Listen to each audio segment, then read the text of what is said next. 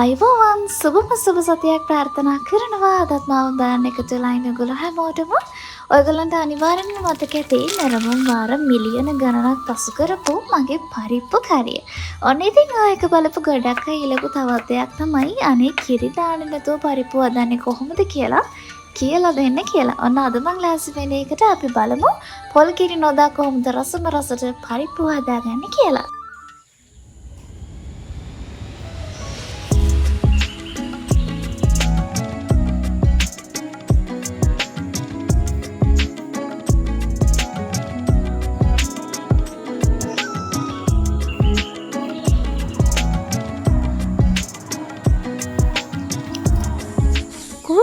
අද මොනවද හදන්න යන්නේ? අද මම හදන්න යන්නේ පරිප්පු. පරිප්පු? ඔව්. හැබැයි ඔයා හැමදාම කරන විදිහට නෙවෙයි. අද අපි පරිප්පු හදන්න යන්නේ කිරි නොදා වෙනස්ම විදිහකට. අපි මේගොල්ලන්ට කියලා දෙමු කොහොමද ඒක හදන්නේ කියලා. එන්නකෝ. මේ වැඩේට අද අපි ගන්නවා පරිප්පු ග්‍රෑම් 350ක් විතර. මේ ටික අපි අද තුන් සැරයක් හොඳට හොද ගන්න ඕනේ. අපි කීප සැරයක් දැන් මේක හොඳට හොදගමු.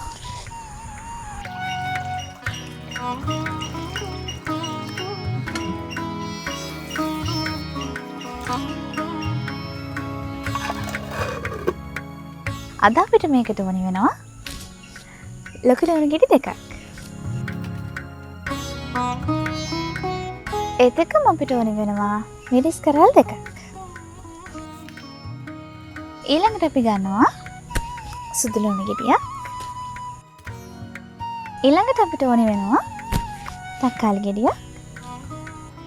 ඊළඟට අපි ගන්නවා රම්පේ සහ කරපිංචා. අපි දැන් මේක හොදලා කපා ගමු.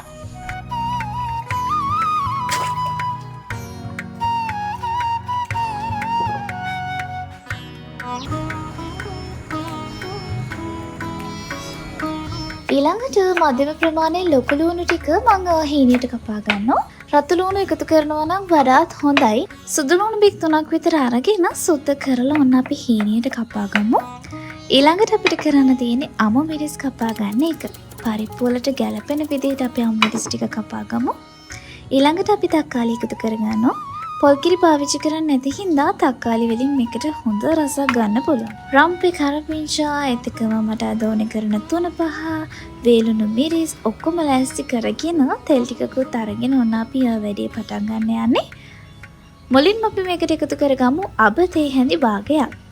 ඒත් එක්කම උළුහාල් තේ හැඳි කාලක්. මේ දෙක එකට එකතු කරලා අපි ටිකක් වෙලා මේක බෙද ගන්නවා. ඊළඟට අපි මේකට කරපිංච එකතු කර ගන්නවා. කරපිංච ඉතින් දෙකක විතර කරපිංච මේකට එකතු කළාම ඇති.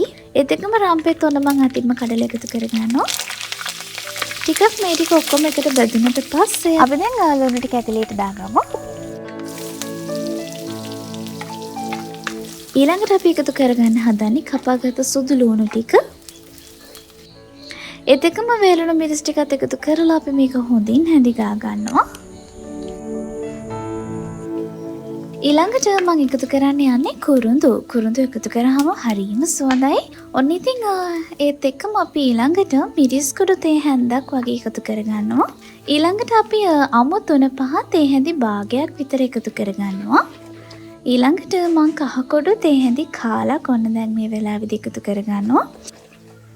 ඔන්න දැන් අපි මේ විදිහට රන්වන් වෙච්ච ටෙම්පරාදුවෙන් ටිකක් වෙනම අයින් කරලා තියාගන්නවා. මම කියන්නම් මොකටද එහෙම අයින් කරලා තියාගන්න ඕනේ කියලා.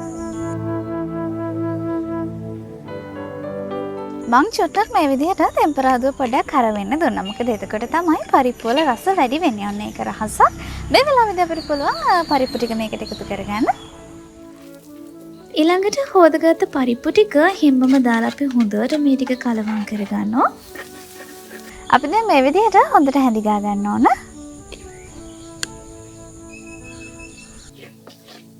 මම දැන් හදන්නේ මේකට වතුර ටිකක් එකතු කරගන්න. අවශ්‍ය ප්‍රමාණයට අපි වතුර එකතු කරගමු. අවශ්‍ය ප්‍රමාණය කිව්වම පරිප්පු ටික වැහෙන තරමට වතුර තිබුණාම හොඳටම ඇති. ඒ විදිහට වතුර තියාගෙන අපි අපො මේක හොඳට හැඳි ගා ගන්න ඕන.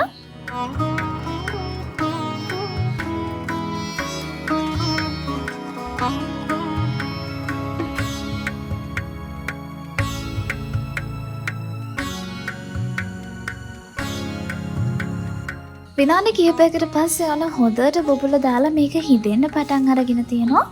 මේ වෙනකොට පරිප්පු ටිකත් ඔන්න තරමක් හොඳට තැඹිලා ගෙන අපි තව ටිකක් මේක තියාගමු. ඔන්න ඊළඟට උඹලකට තේ හැඳි දෙකක් වගේ මම එකතු කරගන්නවා. ඒත් එක්කම ගම්බිරිස් තේ හැඳි භාගයක් මම එකතු කරගන්නවා. ඒ ටිකත් හොඳට කලවම් කරගෙන ඊළඟට අපි කපාගත්ත තක්කාලි සහ මිරිස් ටික එකතු කරගන්න ඕනි. පේනව නේද? පොල් කිරි පොඩ්ඩක්වත් දැම්මේ නැති වුණාට ඒ වගේම ලස්සනට සුවඳට තියෙනවා. ඉතින් පොල් කිරි කන්න අකමැති අයට මම හිතන්නේ මේක හොඳ විසඳුමක් වෙයි.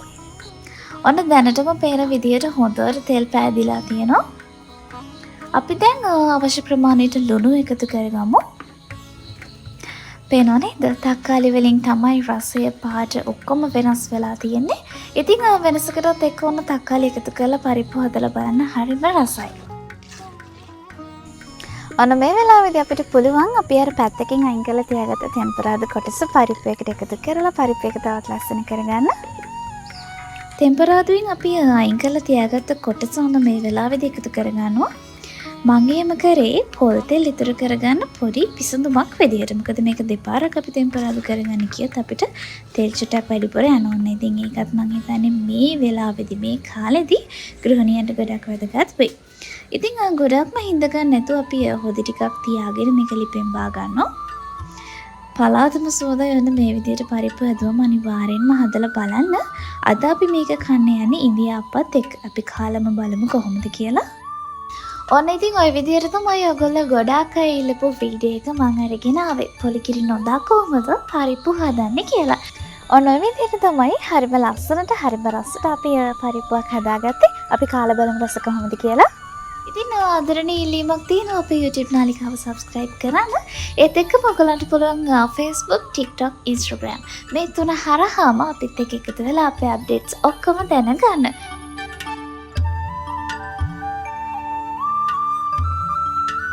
ඉතින් ඔයගලන්ට පුළුවන් හැමදාම කන පරිප්පු වෙනුවට මේ විදිහට පරිප්පු හදලා බලලා රස බලන්න.